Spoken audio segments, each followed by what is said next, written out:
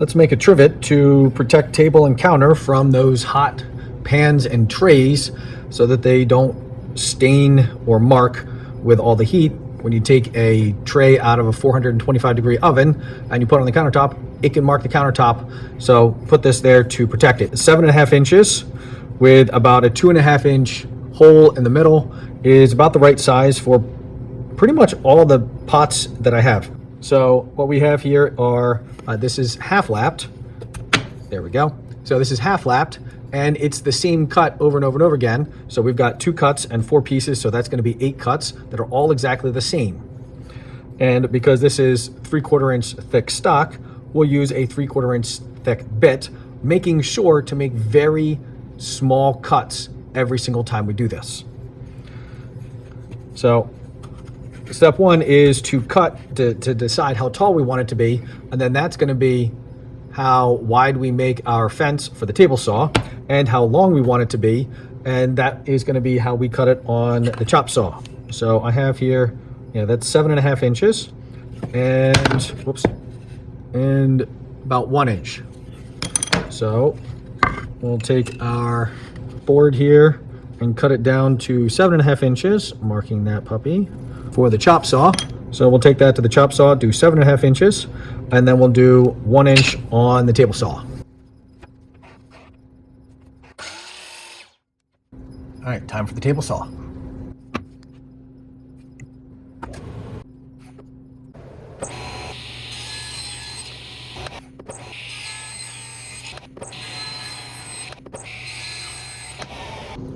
We have our 4 pieces cut to length and width. Now that width is going to become the height as we slide these guys through the router table.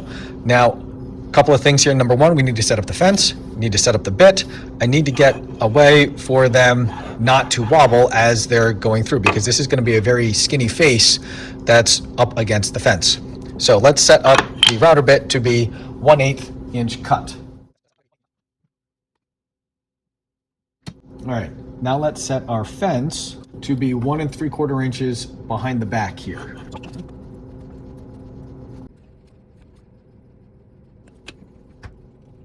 All right, now we need a way to make sure that our pieces stay flush there, don't get grabbed by the bit and thrown.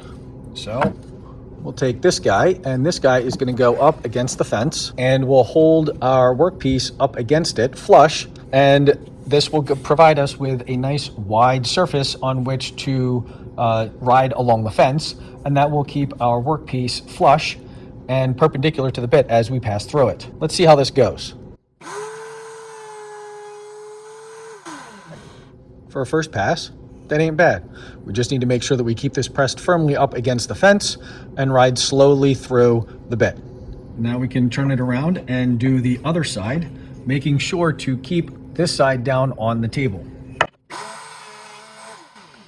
Now that we've done both cuts on our first piece, we have 3 more pieces to make the exact same cuts on. First one side, and then we spin it around and do the other side.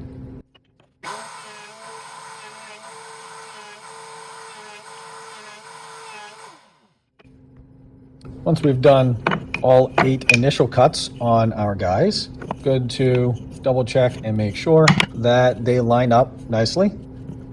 Then we can raise the bit by another 1/8 of an inch because we want to make 1/8 inch cuts. And we're going to keep doing that until we're halfway through, and then these guys can sit flush with each other.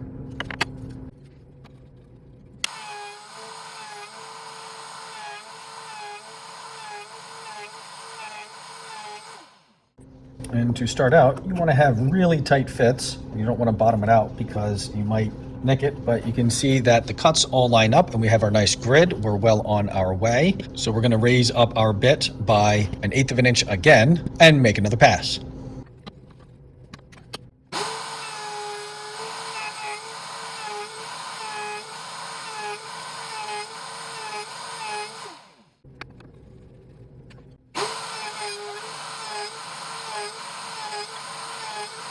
All right, let's test fit this puppy.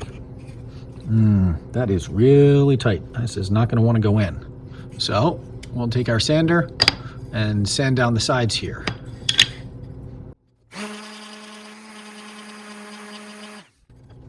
Ooh, there we go.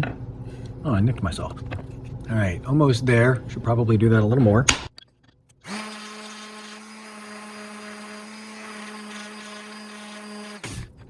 You don't want to sand your thumb. You can just get some clamps. Ooh, yeah. There we go. That's feeling a lot better. Still need to be careful not to have it split when it bottoms out. That's good.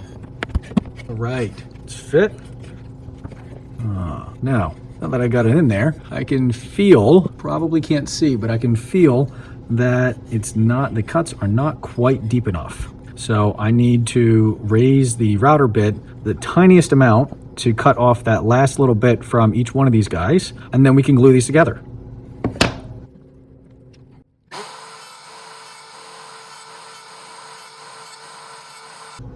One more test fit to make sure that that was actually a deep enough cut before we glue it up. All right, now, interesting. Even as the tiniest amount that I lifted it up, that cut was now too deep. That's okay, it's only a tiny amount, but what matters is now when we clamp it up, that we hold it diagonal across the face here to make sure that we don't push it through too far to the other side. We also don't want to have a whole lot of squeeze out, because a squeeze out on this would make it look rather ugly. So let's try to be neat with the glue this time.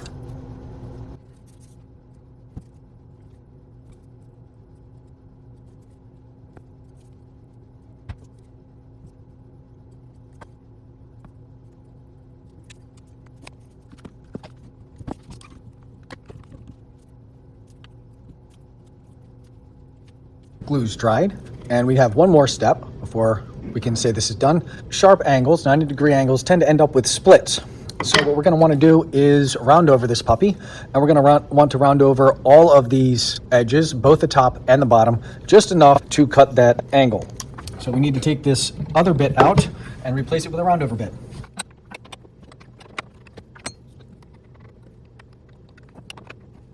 Make sure it's fully tightened in there. And we just want the round over, we don't want the shoulder. So the shoulder piece is going to be below the surface of the table. And we're going to need to remove the fence, because for the edges, this will work. But for getting into that center, we're going to need to be able to wrap it around. So this guy has to go.